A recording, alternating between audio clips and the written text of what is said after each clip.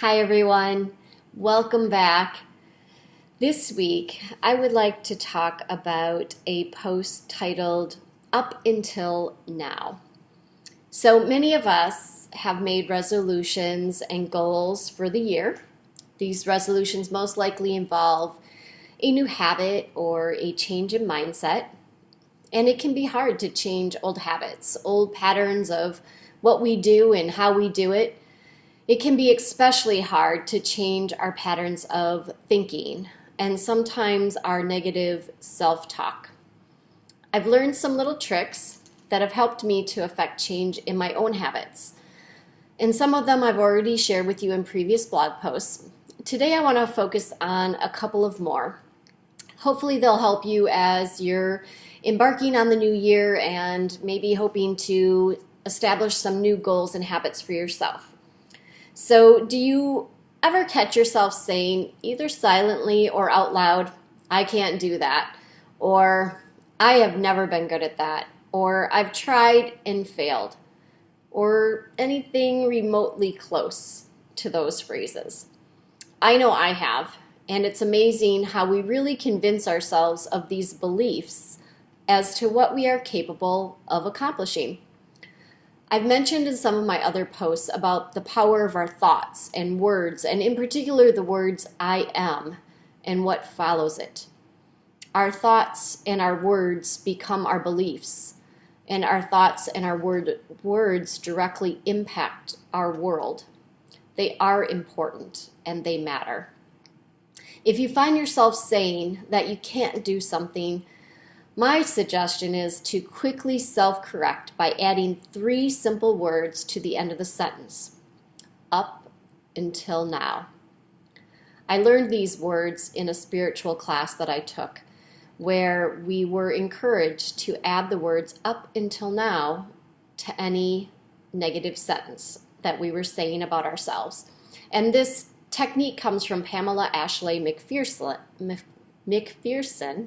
who contends that if you add the words up until now to the end of any sentence that you say or think that is negative or stops or blocks your growth for 1 full year, that you will change your entire life. So things like, I can't sit still to meditate, up until now. I don't have time to exercise, up until now. I don't like vegetables, up until now. Well, that one's not me, but just an example. So give it a try and see what happens. Add up until now to any negative thought or sentence about yourself. So now let's talk for a minute about habits. As I've mentioned before, in the past, I wasn't real fond of habits and routines. I thought of them as mundane and boring and without purpose. That's until I began to understand the importance of them, that is. Once I had a different understanding of routines and habits, I began to really appreciate their role. So what do I mean by this? Why are habits important? Well, habits are important because they automate and routine activities, and they eliminate decision making, which frees up our minds. Walking, writing, talking, tying shoes, all of these things become automatic. And that leaves us with the ability to perform other functions. We free up our mind. We free up our energy. We don't have to decide whether we're going to do it, and we don't have to use energy to think about how we're going to do it. It just is automatic. Habits simplify life and reduce the amount of sensory stimuli that we need to process. This saves us energy, and things that we can do automatically require little physical and mental strength to complete. So good habits serve to create routine, order, and efficiency. So I changed my mind on how I feel about habits, because now I look at them as being efficient, saving me time and energy, and causing me not to have to struggle with debating, am I going to, am I not going to? It's just an automatic. There's a study from Duke University that shows that more than 40% of our actions are determined not by our decisions, but by our habits. An important consideration before implementing any life change is to ask yourself why you want it. Dig down deep into your motivations and keep asking yourself why until it stops being an intellectual exercise and you provide yourself with a deeply emotional answer. The thought behind this is that once you dig down and you determine why you want to make the change, why you want to create the new habit, then that real, true emotional reason will help you to sustain the new goal or habit.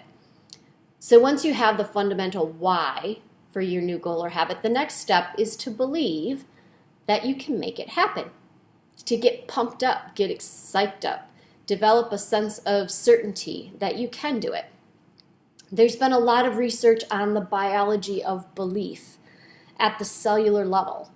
And we've also talked about how thoughts and words become our beliefs and become things. So work on believing that you can make it happen.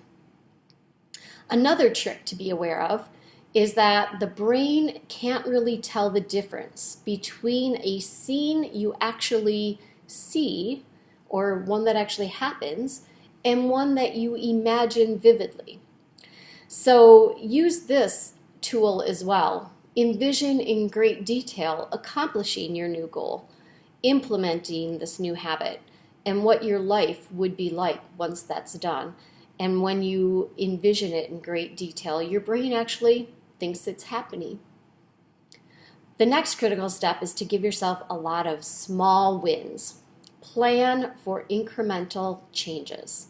So for example, if your goal is to become vegan, which by the way would be an awesome goal, stop eating animal products maybe once a week at first, then go to twice a week, etc., until you've stopped completely. And each small victory where you've had a meat-free day rewards you with a boost in dopamine. When we achieve a goal, dopamine is released in the brain and it makes us feel good. Dopamine contributes to pleasure and joy. And new studies indicate that it's also essential for habit formation. The satisfaction of these small successes keeps you going and makes you want to do better. So remember, as you're establishing a goal, to break it down into little small pieces and make incremental changes that you can have wins with and reward yourself and get that dopamine boost that will cause you to feel good and cause you to continue to be motivated towards that goal. So as tempting as it may seem, for instance, when you maybe are thinking of becoming vegan, to just go cold turkey and go all at it at once, it's actually a better plan to break it down and to do it incrementally in steps that are achievable and where you can be rewarded for your successes. So you can also boost up the dopamine even more by rewarding yourself and celebrating your win. So you get the first boost of dopamine just by creating the win, but then if you celebrate it, if you reward yourself, say you work out 3 times per week and that was your goal and you accomplish it, then maybe treat yourself to some new workout gear or a new pair of running shoes, or swing by and buy yourself a healthy smoothie, something that is rewarding and celebrating your success. That releases more dopamine, which will help you form more positive habits by allowing you to feel that joy. So consider creating a reward for yourself every time you achieve a small victory. So instead of focusing on the negative, like the fact that you're not fully vegan after 3 months, which, by the way, releases all kinds of negative hormones in your body, celebrate that you're now down to eating meat only 3 times a week compared to 7 times a week, which will give you a dopamine boost and cause you to make even more progress and more permanent progress. So another little tip, Shawn Achor, who is a positive psychologist and author of many happy books, he recommends what he calls the 3 to 20 second rule when you're establishing new habits. He says that to introduce a new habit, we have to decrease the energy necessary to activate it. So lowering the amount of time or energy by 3 to 20 seconds to perform it. And to avoid an existing unwanted habit, we need to increase the energy necessary to activate it by increasing it 3 to 20 seconds. So what does this mean? This rule helps make new habits easier to adopt and old habits harder to maintain. So if your goal is to get up early and work out, then the idea would be to make that goal 3 to 20 seconds quicker, easier to achieve by maybe setting out your running shoes the night before, or laying out your workout clothes by the bedside, or setting out your breakfast on the counter the night before. All of these small tasks will make it just a few seconds easier for you to accomplish your goal in the morning, enough so that you will probably get up and succeed at doing it. So for getting rid of unwanted habits or bad habits, then you do the opposite. You make it 3 to 20 seconds harder for you to accomplish that habit. So for instance, if you desire to watch less TV, then the idea would be to maybe take the batteries out of the remote control and put them in the battery drawer, and then maybe put a book in place of where the remote control usually is. And then that simple act of making it hard for you to get the remote control because the batteries are gone, and it deters you from falling back into that bad habit. So that's a lot of information on habits and routines and how to kind of change your mindset and get you moving in the right direction. I would love to hear your feedback on this post. Was it helpful to you? How are you doing at setting yourself up for success with your new goals and habits for the year?